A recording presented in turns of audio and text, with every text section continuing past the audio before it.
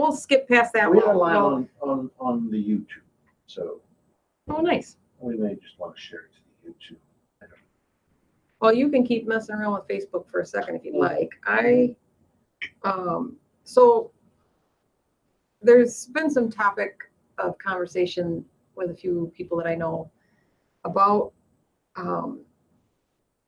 salt, and I've had a lot of people call it a really goofy salt diet. You're on the salt diet. I bet you're on the salt restriction. Yeah. And it's not just about the salt, and that's what today's show is about. It's not just about salt.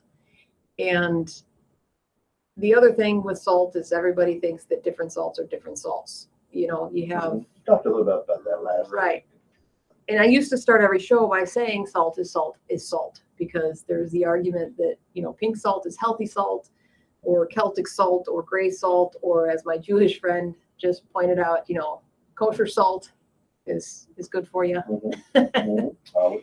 And it's all still salt. They are all still sodium chloride. They're just varying degrees of such. And yes, Himalayan pink salt technically has more compounds in it because it's not refined, and the crystals are bigger. So if you go teaspoon for teaspoon or tablespoon for tablespoon, you will eat less salt if you have the Himalayan sea salt, because the crystals are larger.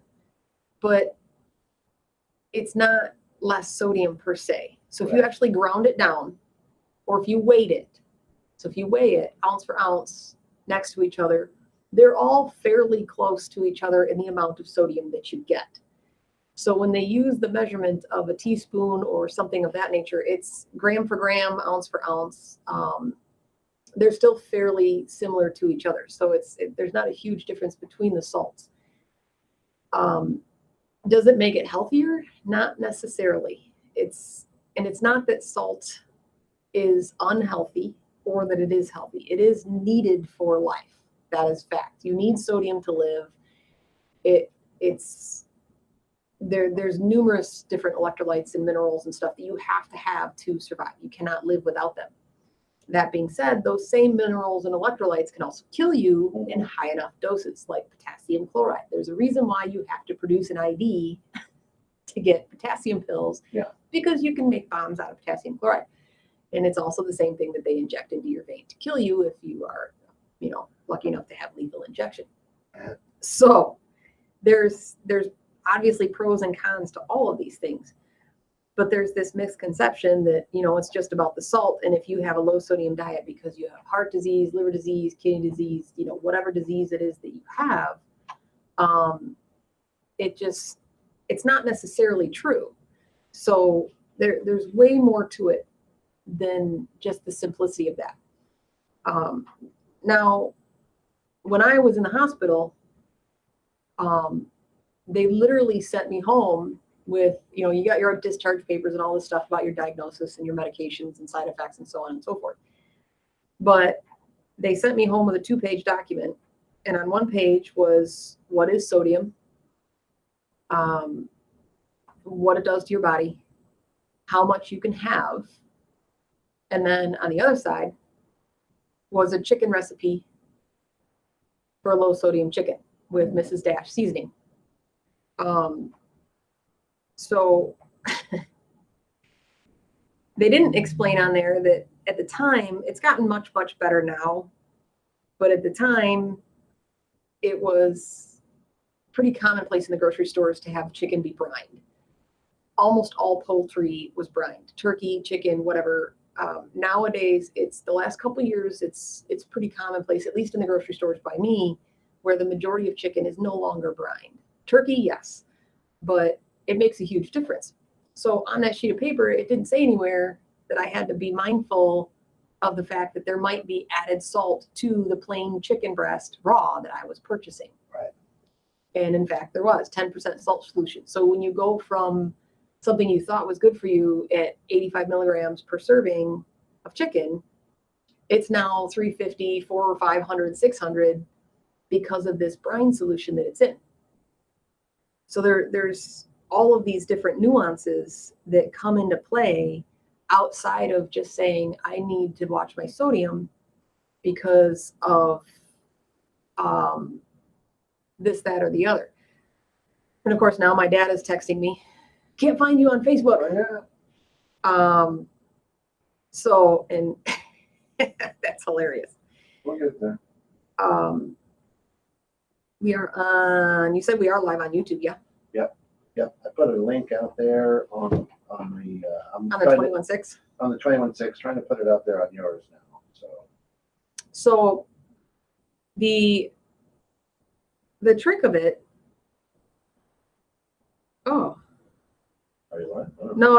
no, it's not live. I just saw the link. Yeah. So I was copying the link. I thought it said we were live, but we're not. So Put it out it's, there on my LoSo Lifestyle Facebook page right now.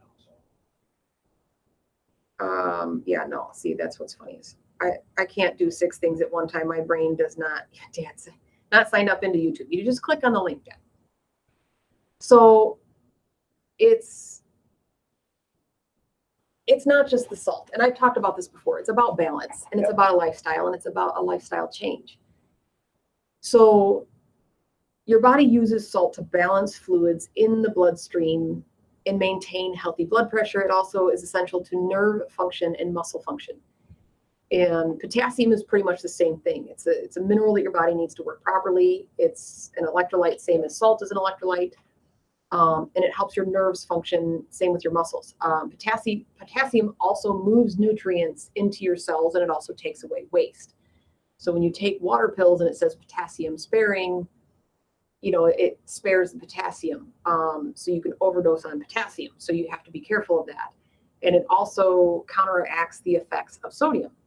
So if I have too much sodium in a day or in a meal or accidentally, by eating a few bananas or something high in potassium, tomatoes, things of that nature, it helps my body eliminate that salt.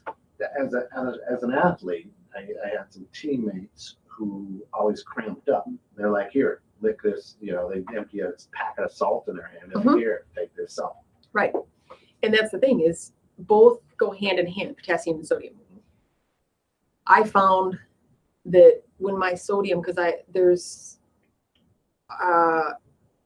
hyper and hypo, and I believe it's hyponatremia is when you have too little sodium, and I can't remember the other one.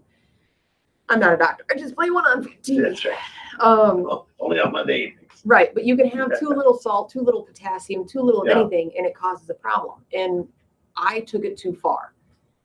So when I cut out sodium in my diet, it went way too far, and subsequently, I was getting cramps. So my legs would cramp, my feet would cramp every single night, and it was horribly, horribly bad. So and there's a lot of people in the low sodium world who get shocked when all of a sudden their doctor says, well, drink some pickle juice. I haven't had a pickle in 5 years. I can't have sodium. I can't have, you want me to drink this straight out salted liquid? Yep. You need the electrolytes. So you need those. And it's the same with potassium. So I've also found that, if my potassium is too low, I get headaches. So electrolytes are electrically charged minerals and compounds that help your body to do almost everything. They produce energy, and they contract your muscles. Sodium, chloride, potassium, calcium are all types of electrolytes. Another one that's not really an electrolyte, but people don't really think about it, is manganese. Everybody might know magnesium, but manganese helps activate enzymes in metabolism and plays a role in the chemical process of your body. So it's one of those things. It helps with protein and amino digestion. So proteins are harder to digest. Yeah. Now all of this mumbo jumbo all backs up to the fact that it's all about balance. It's not just about the salt, and that's what so many people think of. You look at caloric intake or diet, and everybody counts one thing. I gotta watch my sugars, or I eat too much fat, or I gotta watch my salt. And it's never a balance of all of those things, because all of those things matter. It's not, and as you and I were talking about earlier, most people don't realize how crappy they feel. Yeah. Until they feel better. Right. Well, but that's where understanding, right? I can't emphasize. That's why you have a banana Right. every day to keep that potassium up, to keep your electrolytes Right. where they need to be. But when people just get, okay, I'm on a low sodium diet, or I got to change. Can't eat salt at all. Right. And all of a sudden, why am I dragging? Why do I feel so horrible? Well, your electrolytes have dropped. Yep. Which now your energy thing, it's not moving stuff through your body as you just Right. said. So you might want to eat a banana. That's what's so aggravating is, and I'm not trying to bash medical professionals. Sure. I'm really not. There's so many different aspects, and 99% of the time, a doctor tells you to do something, and you don't. Mhm. But that almost on a weekly basis, we will see somebody in the Shake and the Salt low sodium group, which is now 15,000 plus members strong, and somebody will say that I've been low sodium for 4 months or 6 months, and now does anybody else get muscle cramps now that they're low sodium? Yeah, but it's more than just the salt. Right. Well, I actually asked my neurologist why things were so much worse at night than during the day. And he says part of it is because your brain can pay attention to it. So when you're going through the day and you've got noises and cars and people and places and sounds and background white noise and all of these things, and just the amount of things that your body has to do and your brain and your nerves have to do to process you walking through a crowd of people while looking at your cell phone, paying no attention to them, there's a lot of things going on. So it's easy to shut off what doesn't matter. Sure. So you don't think of those things. It's like you stub your toe first thing in the morning, it hurts for 10 minutes, you go all about your business, and then you go through the day and it stops hurting. But then you lay down at night and you're like, what the hell? It hasn't hurt for 6 hours and now my pain. So it's the same concept of where when you lay down and you have the peace of your brain, that peacefulness is what allows all of that noise of your body to say, hey, we've been screaming at you all day long. You didn't listen to us. You didn't drink any water. You didn't eat lunch. You waited and had Starbucks at 8:00 at night, and now you're wondering why you feel like garbage. So what I'm working through right now in the new program that I'm on is being present with the food that you eat. Which is awesome. And it's interesting. What I found is I've been kind of tracking this over the last several days is what you do just out of habit, right? So growing up as a kid, the place to smoke was in the car, right? I mean, as soon as you hit the car, and you're smoking. Yep. You're not even thinking, it's just kind of become a habit. This is After dinner, whatever. Right. Yep. This is what I do. And it's just interesting as I'm preparing meals and things that I'm like, oh, I guess I don't need to do that with that right now because it's just a habit. Why am I even doing that? It's just I've always done it. And so it's it's interesting, with simple things too, right? So I mean, it's like, okay, I'm making this smoothie with frozen fruit, orange juice, some Greek yogurt, and I want peanut butter in there because I love peanut butter. Right. But instead of just putting the peanut butter that I need in there, I put a little extra so that I can lick off the knife, and and that's just habit. Absolutely. Right. And then that's not countable towards what I put in the drink because I'm measuring out what I put in the drink. But then you have a half a teaspoon left on on the knife. That's just habit. Right. And so when you start looking at these things, I wonder how many people, just throw salt on it, or pepper, or hot sauce, or whatever it is, just because it's an egg, or just because it's whatever. This is what I've always done. And it is, because the first thing that you notice when you sit down at a table, if you're that kind of person who has that habit of, I always have ketchup, I always have mustard, I have salt and pepper, and you sit down at a restaurant, you're like, can we get some salt and pepper? Can we get some ketchup? Whatever it is you want. Can I get some Pines 51? Whatever it is you want to be at your table to make it your table space. And it is that habit. So now what's funny about salt is that, so my husband and I have been talking about this quite a bit lately because I've been researching quite a bit about it. Your taste buds start to shrink and die and reduce around the age of 40. So statistically, by the time you're about 60 or 65 years old, you have about half the taste buds or tasting ability that you did before. Mm-hmm. So as you get older, subsequently, you add more and more salt, you add more and more hot sauce, you add more and more barbecue sauce, you add more and more flavor to things to make them taste good, which has sparked my husband to continuously say lately that maybe I am a better chef than all of these chefs you see on TV because I can make things taste good without using salt.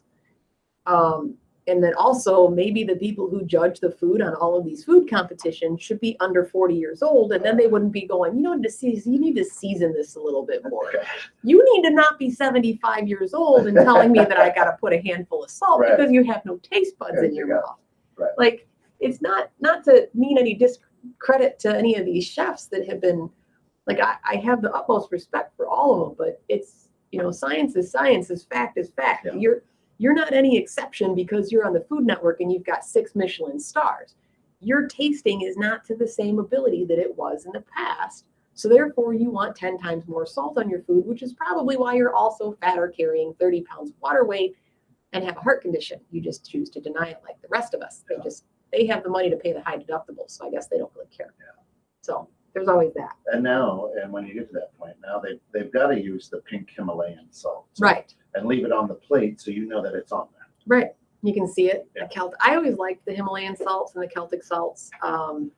They're the finishing salts. And the reason I like finishing salts is because if I add sodium to a dish, unless it's a lot, I just didn't taste it. Yeah.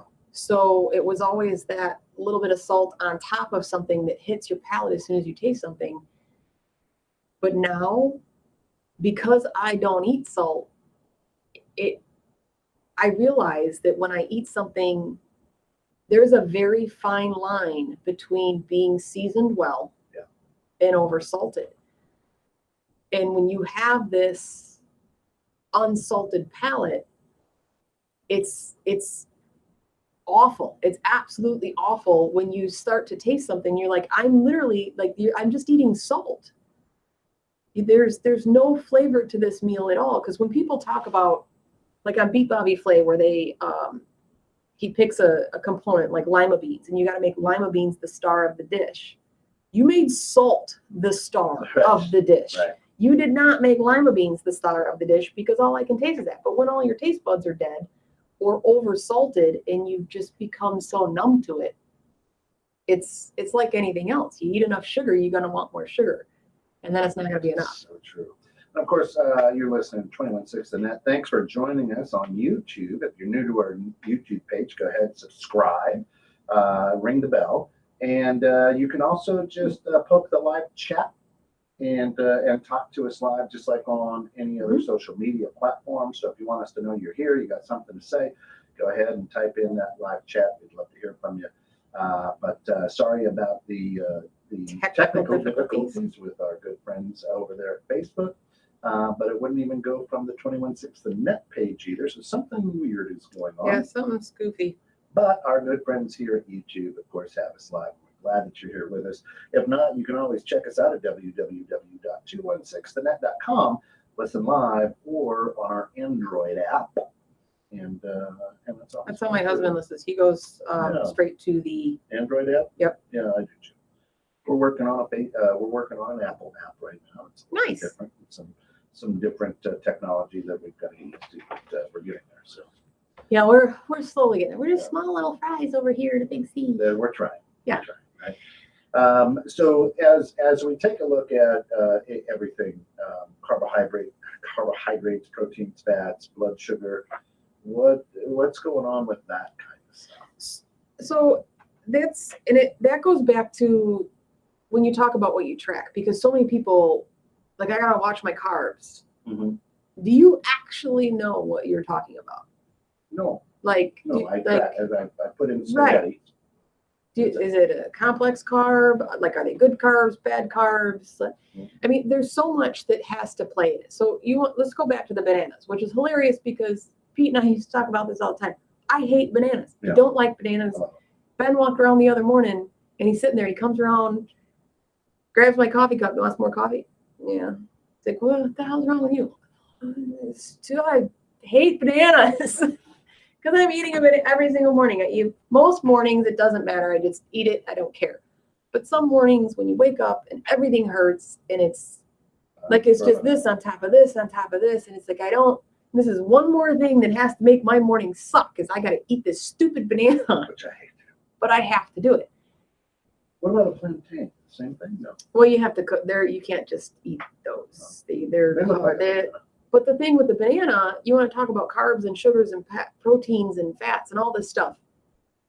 The reason I eat a banana is I try to eat a less ripe banana. So the more green a banana is, the lower on the glycemic index. Mm-hmm. The more ripe the banana is, the higher on the glycemic index. So you'll see, and this is where things get so confusing. Because if you're diabetic and you have to watch the glycemic index and you're watching for things that are low on the GI chart, and you will see bananas both on the low GI chart and the high GI chart. So you're going, so which is it? Am I supposed to avoid it because it's on the high GI chart and my doctor told me to avoid it? Or am I supposed to eat more of them because it's on the low? It depends on the ripeness of the fruit, because just the way it breaks down and the sweeter it gets and blah, blah, blah. So when they're less ripe, they have more fiber, less sugar, they're more balanced, blah, blah, blah. And so it's more of an energy boost. I get the energy that I need because it's lower on the GI index. I get the potassium. So it's a good way to start my day because it doesn't matter when you eat. It matters what you eat in the morning. Now, potatoes are high Same. Potassium. Yep. Well, why don't you just eat a potato? I do. I eat a lot of potatoes. The problem with potatoes is they are part of the nightshade family. And I am sensitive to the nightshade family. I have an overwhelmingly useless knowledge of things food. And they're not allowed in this club. The nightshade family is big. We've said this before. I am a potato slut. Yeah. I will eat all kinds of potatoes, fried potatoes, potato skins, mashed potatoes, tater tots, roast potatoes, baked potatoes. I don't care. I love potatoes. I will eat them. My mom and dad would cut potatoes and soak them in salt water before we made hash browns or anything else. And I would sneak in and eat handfuls of raw potato. I just love potato. But as I started doing all this research, as time passed and trying to figure out what's making me feel bad, I haven't had problems with my allergies in years. Dr. Ron Masakawa, my chiropractor acupuncturist from Midwest Wealth and Wellness Center. Yeah. Whatever, however you pronounce it. Health and wellness. Place. Yeah. He's helped me with that. I haven't had a problem with my allergies in many, many moons. And then all of a sudden I had one of the worst allergy seasons I'd ever had right after my liver failed. So I'm like, this has got to be connected somehow. Is it my liver? Like, what is it that's causing this problem? So as I'm doing research about allergies and the foods you eat, foods that are high in histamine, or if you are nightshade sensitive. So nightshades, which, potatoes, zucchini, tomatoes, those are all in that nightshade family. So those, if you have too many of them, it's almost like an immune response. It's not good. So you have to be mindful of how many you have. And in the same with vegetables. If you eat a lot of things that are high in histamine, and then it happens to be a high allergen level day, and you're an allergy kind of person, if you're loading yourself with that from the inside, and now you encounter it in your environment, you're naturally going to have more of an allergic response than you normally would, because you've just, it's like drinking the Kool-Aid and bathing in it too. So kidney beans, same thing? Are they nightshade family? I think so. Means you couldn't just like grab a hand of kidney beans. No. The problem with beans is unless you soak them and cook them yourself, like I did the other day, they're all salted. They have. Yeah, they are all. in the can. It is very hard to find them unsalted. I had a brand that I love from Garden of Eden, and my store stopped carrying them. So now I have to buy them solely online, which makes me really angry. But in a pinch, well, I shouldn't say in a pinch because it's a long process. So I just cooked my own beans, which means you got to soak them, and it's like a 3-hour process at a quick pace and overnight at a long pace. What is, for those of us who don't know, what is a nightshade? It's just a species of vegetable. Oh, okay. It's what killed Hamlet, I think. Oh. It's also a poison. Plain yogurt's got a lot of potassium. Yes. So there's. That's gross too. You don't like yogurt? No, give me vanilla, but I eat a lot of Greek yogurt, which I like.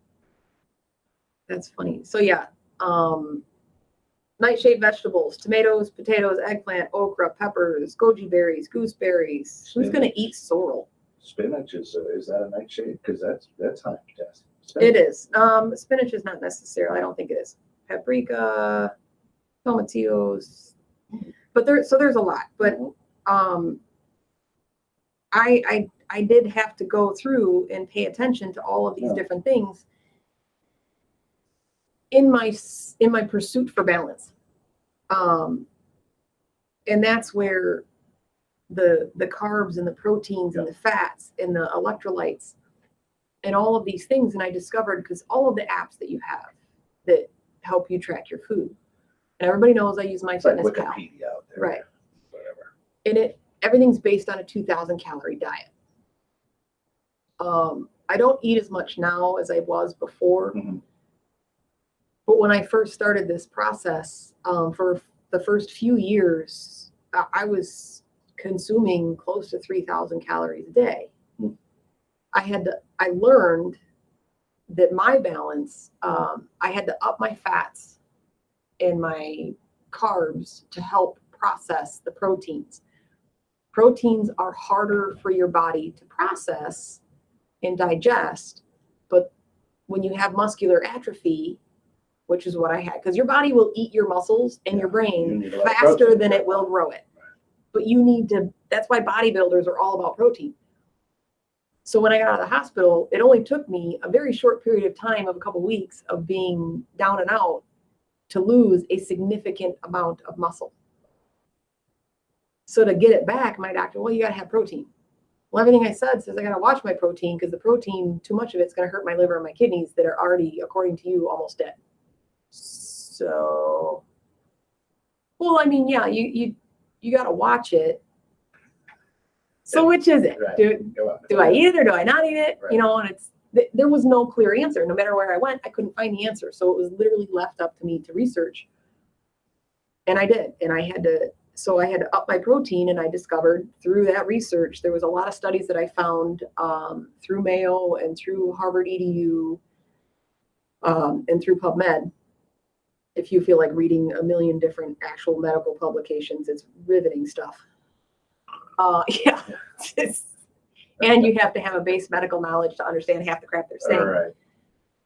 But I discovered that by increasing my carbs and my fat, of course, you have to have good carbs and good fat, which means you have to read and research about good carbs and good fat and bad carbs and all this other stuff. So that's more useless knowledge in your brain that you have to decipher to process the proteins. Mm-hmm. And I did. So I found that balance of high protein, high fat, high carb, or higher, not high, to where it was my balance that helped me maintain my level. And this is why I always say it's not easy, but it's also not hard. It's a complicated process. Your body is a complicated thing. But finding that balance, the reason why it was worth it is because verbatim, and I quote, according to my doctor, is I am the poster child for liver disease. I should be on a completely different path, and I'm not. Sure. It doesn't mean at some point I might still be on that path, but I'm not on that path. So now you hear all of these different diets, like the keto diet, and cabbage soup diet, the California beach diet, Mediterranean diet, the Weight eat food diet. And now the big thing is, of course, it's the beginning of the year, so you get Nutrisystem Yes. for men. Yeah. And instead of Weight Watchers for women, now it's Weight Watchers Max. Yeah. I will give Weight Watchers a little bit of credit. Because I mean, it does work for some people. Oh yeah, And I got I a used- good friend who lost Right. his stuff. I mean, the support group is really what did it for him. Right. And that works for some, because some people, you're not me. You're not going to go home and spend all day on a Sunday making tamales. You're not. Or lasagna or bolognese. You're just not going to do it. You're going to be lucky if you do anything more than a grilled cheese sandwich. So I get having those prepackaged meals. My criticism with Weight Watchers specifically used to always be, if you watch some of the earlier episodes, was the level of sodium in there. Like, you're telling people this is healthy and it's not. Like, you need to come up with something a little bit, like, I get it. These little portions are portion control and blah, blah, blah. But there's so much more to it than just portion control and calorie count. So finding that balance between all of those Right. things was key. And it's whatever you decide to do, and that's why this is called My LoSo Lifestyle, Right. My LoSo Diet Show. I hate that word. You really have to commit to changing your lifestyle. Mhm. Not just at what you eat at home, what you eat everywhere, what you snack on, what is it that I'm doing and why am I doing it? Right. And then if you don't research and study and read articles and find out what's going on and why, then you're right. It's not going to last. And on the same token, when people talk about how, so there's somebody I know that his answer is always, that sounds like too much work. You're right. You're right. It is. And I don't feel sorry for you anymore. Like, if you're not willing to put the work in, Sure. But yet, if it was anything else, so if you want a cup of coffee and your Starbucks is closed, I guarantee you that I'm probably going to see 6 hours later, dude, did you realize that I had to drive to 3 different Starbucks all the way across town, had to go all the way to McHenry because they closed them all down because stupid COVID and blah, blah, blah, blah, blah. But it took me, and now I was late for work because I didn't get my latte. Like, you just drove for an hour to get your stinking latte because that was important enough to you.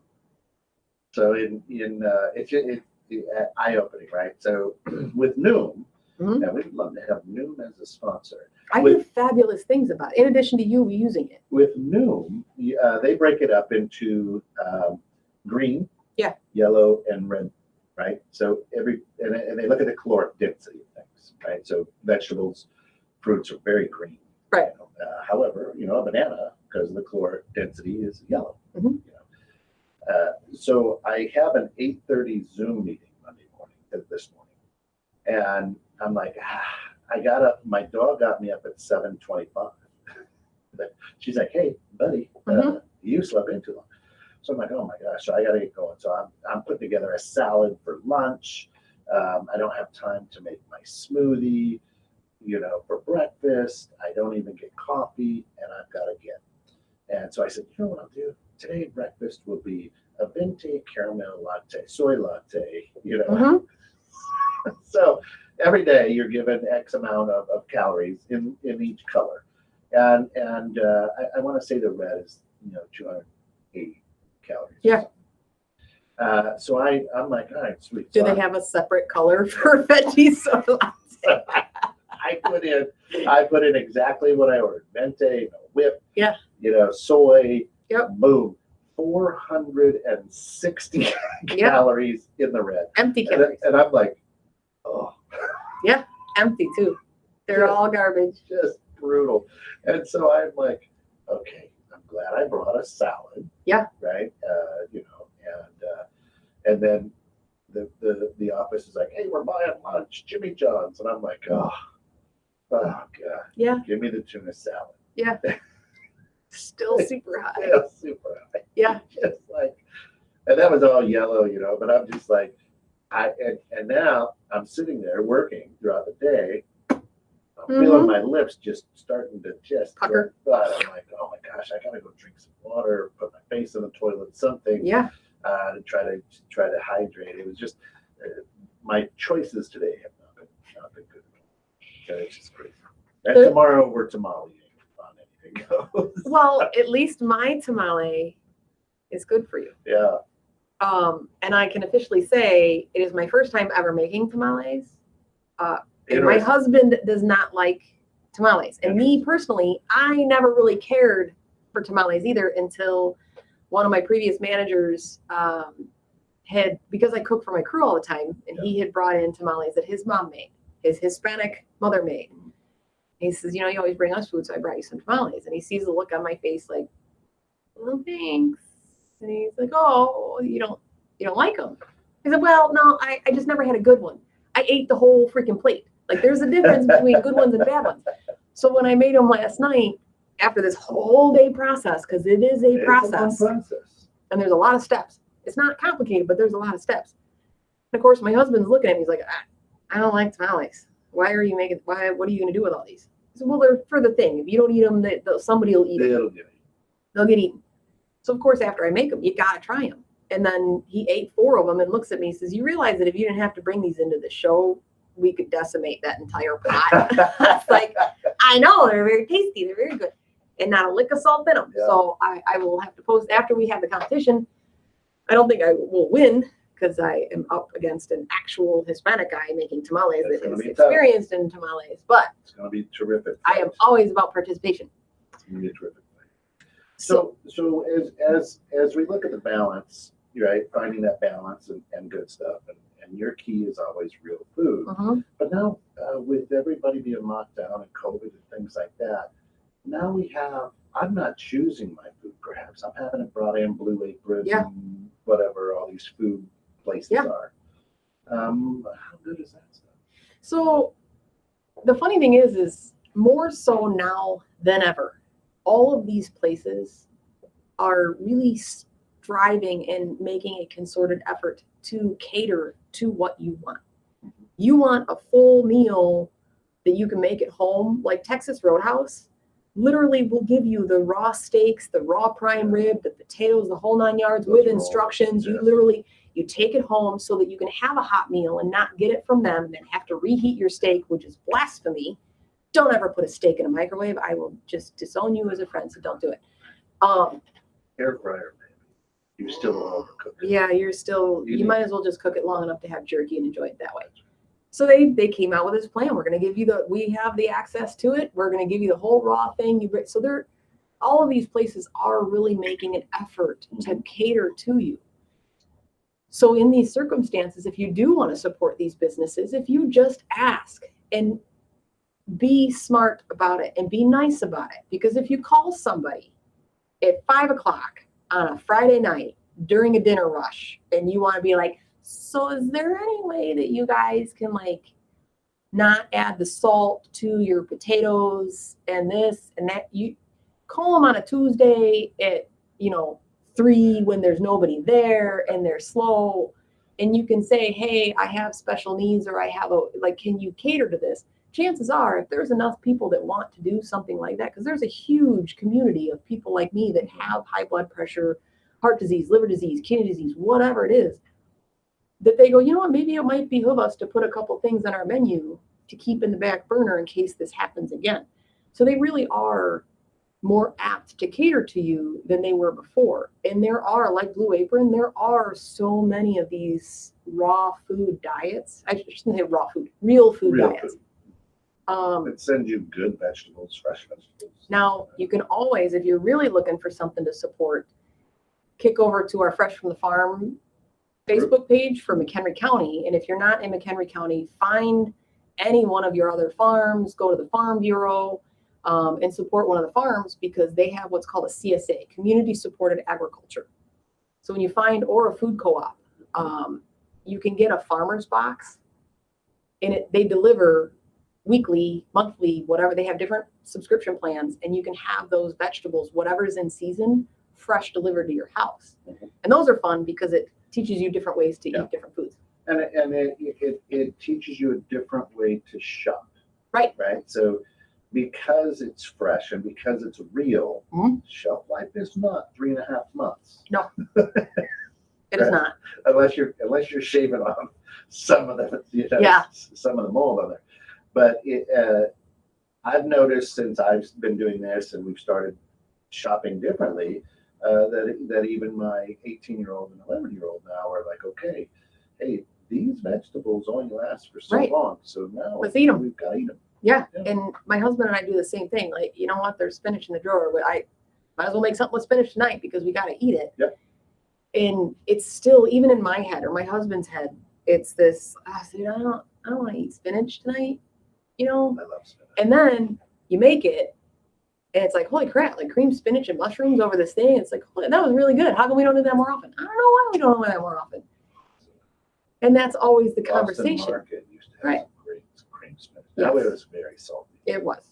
But it was really good. We used to have a Boston, when I worked at Bed Bath & Beyond decades ago, there was one in our parking lot, and oh my gosh, that was lunch every day. Oh, It was a big giant salt lick, and It it even tasted salty back then, but it was still really, really good. But so the easiest way to find balance, it is a hard thing to do, but the easiest way to find that balance is just eating real food. Mm-hmm. So a lot of times you hear things about free radicals. Yeah. So free radicals are molecules with uneven number of electrons. The uneven number allows them to easily react with other molecules. It causes problems in your body. If you think of things like radiation poisoning, UV poisoning, chemicals that you encounter, stuff like that, there's all of these different things that cause these free radicals in your body. And they cause massive problems. Now, the reason why I brought that up is because when your body is not healthy and unbalanced, you are more susceptible to those free radicals. Yeah. And when you're eating garbage foods, you don't know what you're eating or what you're getting into or exposing yourself to. So it's one of those things where you're setting yourself up for failure because you're opening yourself up to being susceptible to all of those different things that are around you. I mean, we've all seen, right, the McDonald's Happy Meal from 1990. Yeah. That looks the same. There's no mold on it. Right. It looks the same. So and this is what I've told my kids is I'm like, if that's what it does for that, right, you're putting that inside of you. Guess what it's going to do right to you? Right. You know, it's going to be weird. It won't keep you young. That is not the fountain of youth. Well, that's It'll keep you fat. And people don't think about it, but you think that a free radical is like, you have to live around a place that had a chemical dump in my backyard.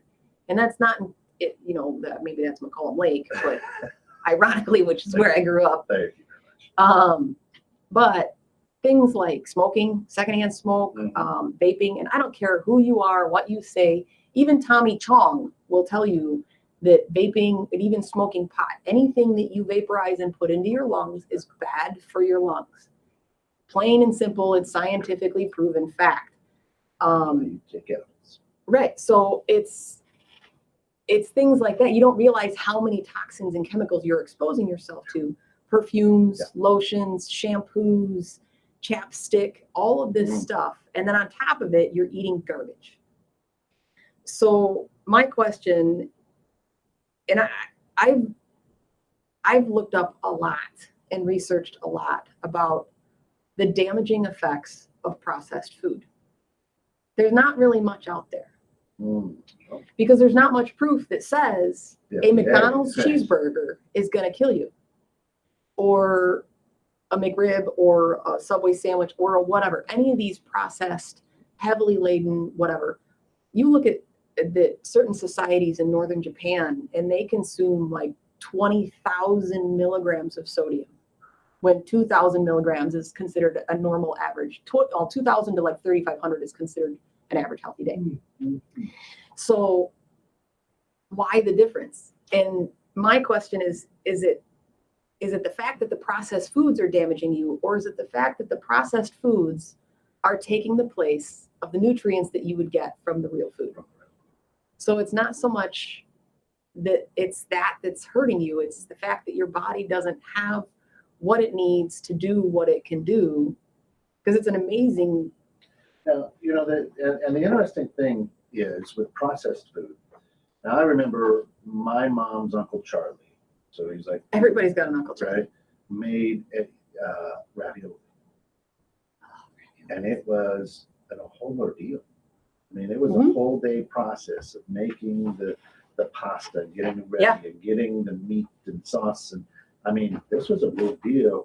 And what we don't have anymore, you're seeing it with people with smokers and things like that. But what we don't have anymore is, man, we're going to Uncle Charlie's to have his ravioli. Now, it's been running around my mind, and I'm like, I want to ask my mom. She's got to have the recipe someplace. And I'm like, it was such a big deal, And I'm like, I would love to make that ravioli. Right. And I love it. So a friend of mine, her boy, one of her two boys is super into cooking. Yeah. And one of their family traditions are those, I can never remember what they're called. It's like a cookie, super like pizzolis or pizzelles or something like that. It's just a flat, looks like a snowflake. You see them all over the place around Christmas. Yeah. I think it might be an Italian thing. I'm not sure. Or pizzels, something. Yeah, I know. You need a pizzelli, whatever thing maker and so on and so forth. And her kids love it. It's a huge tradition. It trashes her kitchen all day long. They make tons of these little cookie thing or big cookie. They're like they're good size, right? But they're thin. Right, super thin. Yeah. It's almost like a waffle cone. Yeah, exactly. But flat, a sweet little crispy waffle cone. Good with coffee. And I almost was in tears the first year. She's like, yeah, no, I can't, because me and my kids, we do this thing every year, and it's a yearly tradition. Sure. Blah, blah. And it was, I believe it was carried on from her husband's side, and I absolutely love that for multiple reasons. A, because it's genuine heart-to-heart family time, and B, it's instilling a fabulous tradition with your kids in fostering an absolutely wonderful relationship with food.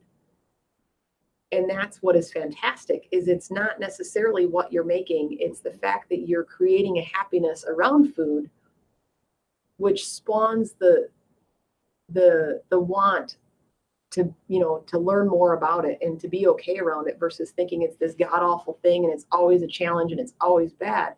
When you have those good memories to foster on, it creates a better bed for growth in that medium. Yeah, and what it also does, those big days like that, and not just Thanksgiving or Christmas or Easter, or the 4th of July, but it helps with the palate. Yeah. Right? So as I'm making this is what it's like, without salt. This is what it's like without sugar or whatever, instead of that processed food. So that maybe perhaps when I go to eat that processed food, I'm like, what is going on here? Right? I mean, literally, make a hamburger on your grill and then go get one from McDonald's. And you're going to be like, you can taste it's fun.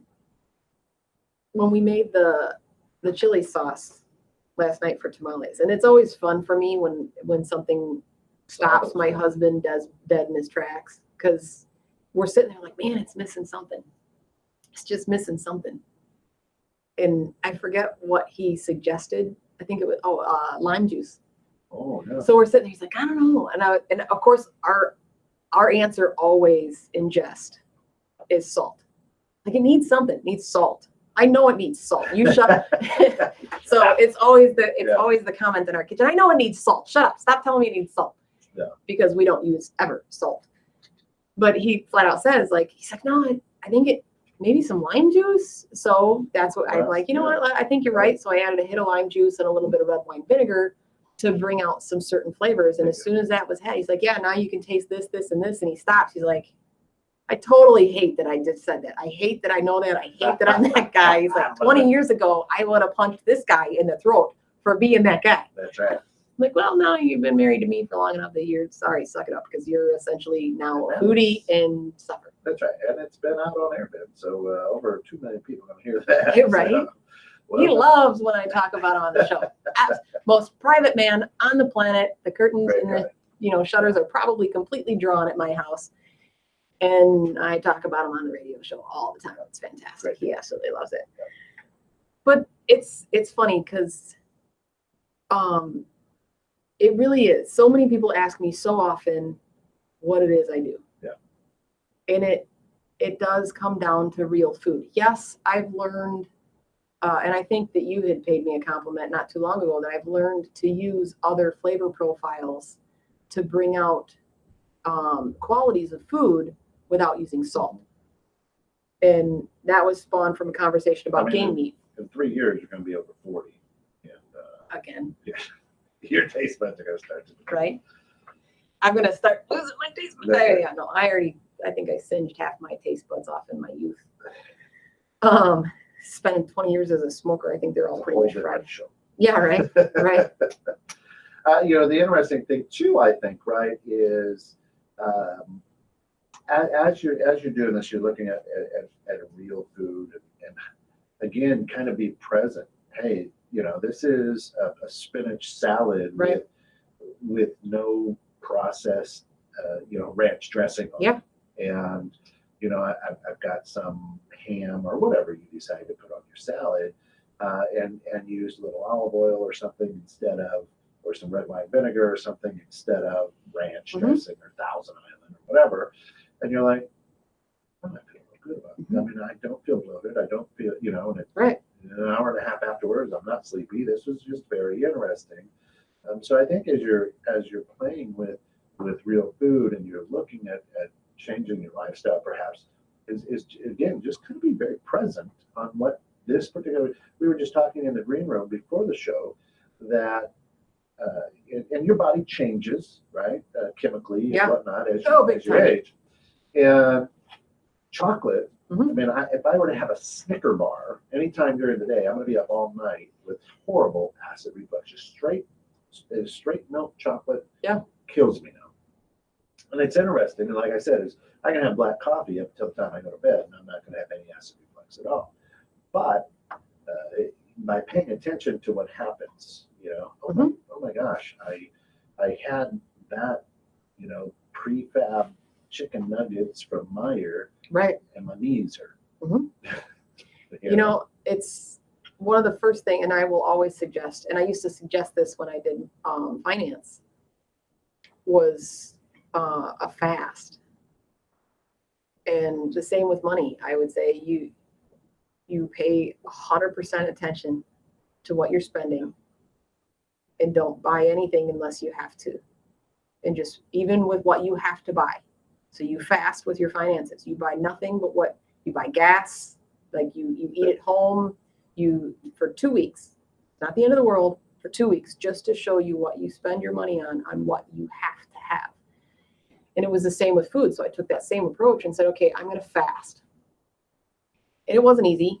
And I spent a week. Said, okay, I have to have. So I tracked my foods. I got to have a certain amount of fiber, a certain amount of potassium, magnesium, protein, everything. So it was predominantly banana, plain chicken, plain mashed potatoes, no salt, no cheese, no sauces, no dips, no nothing, no salt, pepper, not even Mrs. Dash. Because I'm like, you can't, it just says in natural flavors. I can't trust that you're not putting something in there that I don't know. So until I can do that, that's what I want. And I fasted, and it was nothing but water, no sugar, no soda, no coffee, no nothing. And I love coffee, as the fact that I'm drinking coffee right now at almost 6 o'clock at night. And this is suggested a lot of times with people with Crohn's disease or ulcerative colitis or celiac sprue. So you fast, then you add things back in. So then you have the chocolate covered almonds and you feel like ass. Yeah. And you go, holy shit. So is it the almonds or is it chocolate? Let's try this again. Let's not eat it for a little while. And it is a process. But throughout that process, and it took me, a good 6-8 weeks to get through my basic food groups that I like to eat. I like Italian foods. I like meat and potatoes. And it was, once I figured out that I can have these things, and that's where I discovered I was sensitive to nightshades. Because I'm like, well, I can have tomatoes. Yeah. I got a garden out back. Love eating them. I'm like all day long eating tomatoes. Oh my God, I got the worst allergies. Like I'm healthiest I've ever been outside of my liver. And I'm dying. What the hell's going on? What's going on? find out it's nightshade. So now I know if I have tomatoes with my lunch, I'm not having potatoes for dinner. Huh. And that's it. That's So too it's just one or the other. I don't have it for both. Yeah. But through that process is where I found the balance. So it wasn't so much all of that research as it was me personally, because I can tell you all day long that you should have 2,000 calories and 50 grams of this and 2,000 grams of that. You might react to all of those individual foods differently. So you need to find your own balance, because it might be completely contradictory to what any medical journal anywhere says, because they just don't know. Right. So like you said, until you're aware and you're present in what you're eating and how you're eating and how it affects you.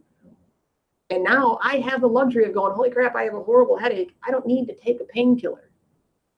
I get to eat a godforsaken banana that I hate so much. Some smoked salmon. Let's have potassium salmon. Yeah, but I had some really bad salmon once upon a time, so I'm really picky about some salmon. So that's one of those things. So I'll struggle through the banana every day. yeah, I'll struggle through the banana. I think we're coming up on the hour. Yeah, So. we're right there. We're in the last 30 Normally, seconds. I would say you can follow us on Facebook and watch us on Facebook, and you'll see us next week on Monday on Facebook. But We'll as get you saw today, we're YouTube this week. We will we'll get We'll it get it by fixed our next IT group here and get it figured out, but we will be back. Yeah.